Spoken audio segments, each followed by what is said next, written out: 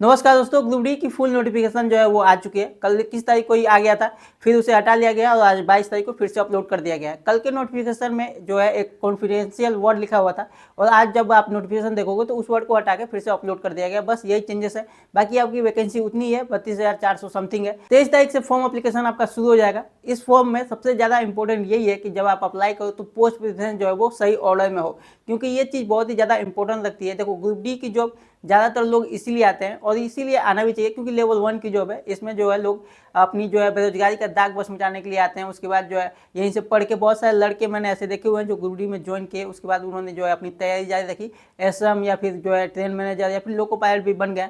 तो ज़्यादातर लोग इसमें इसीलिए आते हैं। तो ऐसी पोस्ट कौन सी है जहाँ पे आप आओगे तो आपको पढ़ने का टाइम भी मिलेगा, छुट्टी भी अच्छी खासी मिलेगी, प्रमोशन रेट भी अच्छा रहता है। इस हिसाब से आपको पोस्ट प्रेफरेंस डालना चाहिए और इसी ऑर्डर में हम बातें करेंगे। हम बात करेंगे आपके जो भी 14 पोस्ट है। आप ग्रुप डी के एग्जाम की प्रिपरेशन के लिए ये किरण पब्लिकेशन की मैथ, रीजनिंग और सामान्य विज्ञान के क्वेश्चन बैंक की बुक्स ले सकते हो और प्रीवियस ईयर के प्रैक्टिस सेट के लिए भी ये 40 सेट्स के किरण पब्लिकेशन की बुक ले सकते हो। आपको लिंक डिस्क्रिप्शन में मिल जाएगा या फिर आप अपने नज़दीकी बुक स्टोर से इसे खरीद सकते हो। उनके हिसाब से मैं आपको बताता हूँ कि कैसे आपके पोस्ट प्रेफरेंस होने चाहिए। पहले हम बात करेंगे कि 4 पोस्ट है ऐसी जो कि अच्छी नहीं है। जैसे ही रेलवे जो बदनाम है ना भाई ग्रुप डी वर्किंग को लेके, तो उसमें यही 4 पोस्ट हैं जो ज़्यादा खराब है। ऐसा तो बेरोजगारी के दौर में कोई भी पोस्ट बेकार नहीं है, पर फिर भी इन 4 पोस्टों को आपको सबसे नीचे रखना है। 5 पोस्ट ऐसी है जहाँ पे आपको अच्छे से पढ़ने का मौका मिलता है और जो है वहाँ पे अगर आप रहोगे तो इस जॉब से निकल के कोई अच्छी जॉब में जा सकते हो। और बाकी पोस्टें जो बचेंगी आपकी 5, वो आप बीच में इधर उधर अपने हिसाब से रख सकते हो। तो सबसे बेकार जो पोस्ट है, मतलब जिनको आपको सबसे नीचे रखना है, उसमें सबसे पहला नंबर पे तो आएगा आपका ट्रैक मेंटेनेंस। ठीक है, इसको सबको ही जानता होगा। इसको डायरेक्ट 14 नंबर पे डालो भाई साहब। इसमें जो है ना लाइफ जो है आपकी बहुत, मतलब धूप में रहना पड़ेगा, आपको ट्रैक पे चलना पड़ेगा। ट्रैक पे जो गुटिया वगैरह पे देखते होंगे आपको वर्क करते हुए, वो ट्रैक मेंटेनर वाले ही होते हैं आपके जो है। उसके बाद आपका आता है असिस्टेंट पीवे। इनका भी ट्रैक पे ही काम होता है। जो फिश प्लेट वगैरह होता है या फिर आपने ट्रैक में देखा होगा ग्रीसिंग वगैरह लाते हुए, ऑयलिंग वगैरह करते हुए, इनका वही काम होता है। तो ये भी जो है आपको धूप में रहना पड़ेगा, चलना पड़ेगा। खैर, जो भी लोग हैं ट्रेवल करते हैं, जैसे एक आपका आ जाता है असिस्टेंट ट्रैक मशीन। इसमें जो है ट्रैक मशीन आपने देखी होगी वर्क करते हुए, जो पीली कलर की होती है, उसमें जो है आप हेल्पर के तौर पे काम करते हो और यहाँ पे आपको टीए भी मिलता है। पर फिर भी ये पोस्ट जो है आपको, एक तो पहली बात कि इसमें छुट्टी आपकी कैसी होगी, 21 दिन का वर्क होता है, 21 या 26 दिन का, और आपके 6-7 दिन डायरेक्ट जो है आपको छुट्टी मिलती है। इसमें घर से बाहर जाना पड़ता है तो आपको टीए अच्छा खासा मिलेगा और छुट्टी भी एक ही बार मिलती है 6-7 दिन की, तो ये भी अच्छा ही रहता है। पर पढ़ने उड़ने के लिए ये जो है वर्क सही नहीं है। उसके बाद आपका आता है टीआरडी का एक, ये आपके ना ओएचई जो आपने देखा होगा, ट्रेन जो चलती है हमारी, जो इंजन चलता है इलेक्ट्रिक वाली, जो बिजली की सप्लाई लेता है ना, तार ऐसे बिछी होती है, उसको ओएचई बोलते हैं। तो उस पर आपने देखा होगा अगर कभी कि एक गाड़ी होती है जिसपे ना एक ग्रुप होता है एक ही साथ, उसमें आपको जो है हेल्पर के तौर पे काम करोगे, जो भी टीआरडी में होते हैं, तो ओएचई से डायरेक्ट संपर्क बनते रहता है वहाँ पे। खैर, वो तो बिजली काट के काम होता है, पर फिर भी वो रिक्सी जॉब हो जाता है। तो ये 4 पोस्टें जो हैं आपको सबसे नीचे रखनी है। सबसे पहले तो आपका आ गया ट्रैक मेंटेनर, ये सबसे नीचे रखो 14 नंबर पे। उसके बाद आ गया पीवे, पीवे को आप जो 13 नंबर पे रखो। उसके बाद आपके आ गए ये वाले ओएचई वाले टीआरडी वाले, इसको आप जो है 12 नंबर पे रख सकते हो। और 11 नंबर पे आपका हो जाएगा ट्रैक मशीन वाला, 11 नंबर पे हो जाएगा। भले ही इसमें टीए मिले, पर फिर भी पढ़ने के हिसाब से ये जो है जॉब आपके लिए अच्छी नहीं है। अब अगर हम बात करें 5 बेस्ट पोस्ट की, जहाँ पे आप जो है अच्छा खासा आपको पढ़ने का टाइम भी मिलेगा और यहाँ से आप जो है अच्छे खासे पोस्ट पे जा सकते हो। तो सबसे पहले आता है आपका पॉइंट्समैन बी। आप ज़्यादातर लोग जो भी अपने जो नॉर्मल पीपल्स हैं, वो ज़्यादातर ग्रुप डी में अगर किसी स्टाफ को देखते हैं तो वो पॉइंट्समैन बी को देखते हैं, या फिर ट्रैक मेंटेनर को देखते हो, या फिर आप पीवे को देखते हो। तो पीवे और ट्रैक मेंटेनर तो आपको ट्रैक्स में दिख ही जाते हैं। और हम बात करें पॉइंट्समैन बी की, तो आप स्टेशन पे आपने देखा होगा लोग जो झंडे वगैरह दिखाते रहते हैं ना, हरी झंडी, और जो है आपका अगर कोई जाता है आपके, आपने देखा होगा कोई स्टेबल लोड होता है ना गुड्स ट्रेन में, गुड्स ट्रेन में स्टेबल लोड जो होता है आपके जो हैंड ब्रेक वगैरह खोलते हैं, मैं आपको दिखाऊंगा।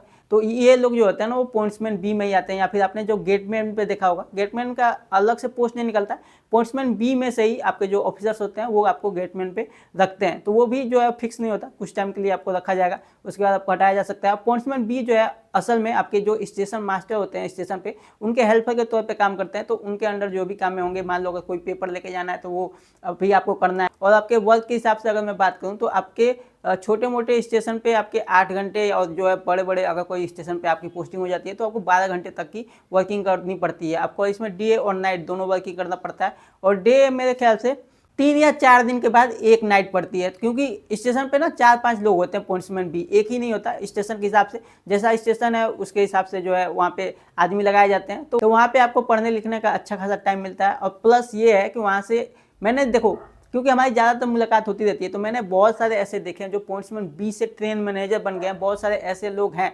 और ज़्यादातर लोको पायलट की, हम तो लोको पायलट है, तो हमारी मुलाकात पोस्टमैन बी से ही होती है, क्योंकि वो आता है आपका वैगन जो है स्टेबल लोड जो है उसको खोलने के लिए या फिर स्टेबल करवाने के लिए, या पोस्टमैन बी होता है, तो उनसे ज़्यादातर मुलाकात होती रहती है। हमने कई बार देखा है। और एक तो मैंने देखा हुआ है जो हमारे इलाके में ही है, वो स्टेशन मास्टर है, पहले पोस्टमैन बी ही थे, तो वहाँ से वो स्टेशन मास्टर बने हैं। तो ये आपके लिए सबसे अच्छा रहेगा, इसको आप पहले नंबर पर डालना, ठीक है। उसके बाद आपका आ जाएगा वर्कशॉप वाले जो काम है, जैसे कि असिस्टेंट एसएनटी, आपका जो है असिस्टेंट कैरेज एंड वैगन, उसके बाद असिस्टेंट लोकोसेट डीजल, असिस्टेंट लोकोसेट इलेक्ट्रिक। तो इसमें क्या है, ये 4 पोस्ट भी आपके लिए बेस्ट है। तो ये 5 पोस्टें हो गई। इनके वर्क बता देता हूँ।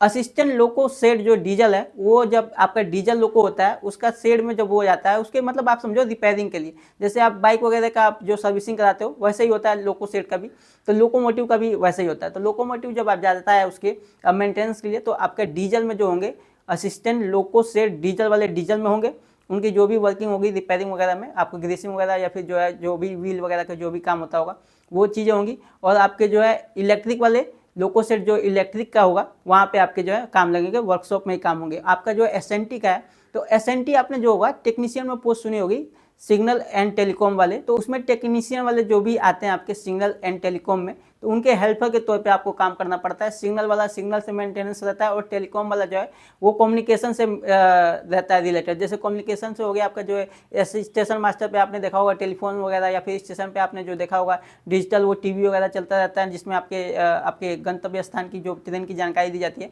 उनसे रिलेटेड रहता है। तो ये भी पोस्ट अच्छी है। उसके बाद आपका आ गया कैरेज एंड वैगन वाला, असिस्टेंट कैरेज एंड वैगन। तो ये भी जो है आपका वर्कशॉप में ही काम होता है। वैगन्स की रिपेयरिंग वगैरह के लिए आपके जो है रखे जाएंगे, वहाँ पे आपके जो भी काम होंगे, आपके जो होगा वेल्डिंग वगैरह जो होता है वैगन में, या फिर आपके जो वैगन्स की व्हील की जो भी दिक्कतें हैं, या फिर वैगन में कोई भी दिक्कत हो, तो वहाँ पे काम करने के लिए ये है। और बाकी अगर हम पोस्ट की बात करें, इसके बाद आपके पोस्ट आ जाएंगे assistant train light and AC, assistant train light and AC जो है वर्कशॉप वाला, इनको आप रखो 6ठे और 7वें नंबर पे। ट्रेन लाइट और एसी का मतलब इनका ये है, जो भी आपकी ट्रेन में जो लाइटिंग वगैरह का काम होता है वो करना पड़ेगा, और एसी वगैरह जो खराब हो रहे हैं इनके लिए टेक्नीशियन रखे जाते हैं, तो उनके हेल्पर के तौर पे ही काम करोगे आप। जो वर्कशॉप वाला है वो होगा आपके वर्कशॉप में काम होगी, और जो ट्रेन लाइट और एसी वाला ओनली ऐसा ही है, तो उनको जो है आप रनिंग में भी आपको काम करना पड़ सकता है। तो यही चीज़ें हैं। उसके बाद आपका जो आ गया एक ब्रिज वाला, असिस्टेंट ब्रिज वाला है भाई, ये मैं भूल गया था, इसको भी तुम सबसे नीचे में ही रखो। कुल हमने 12 पोस्टों पर बात कर ली है, 2 पोस्टें छूट गई, एक असिस्टेंट वर्कशॉप वाला और ये एक असिस्टेंट ऑपरेशन इलेक्ट्रिकल वाला। इसको आप जो है 5वें नंबर पर रखना, ठीक है। ये वर्कशॉप में काम है, ये ईजी काम है, यहाँ पे रहना चाहिए 5वें नंबर पे। और इसको आप 8वें नंबर पर कर लो या फिर 9वें नंबर पर कर लो। मैं फिर से अरेंज कर देता हूँ सारी पोस्टें कैसे रहनी चाहिए, आप देख लो।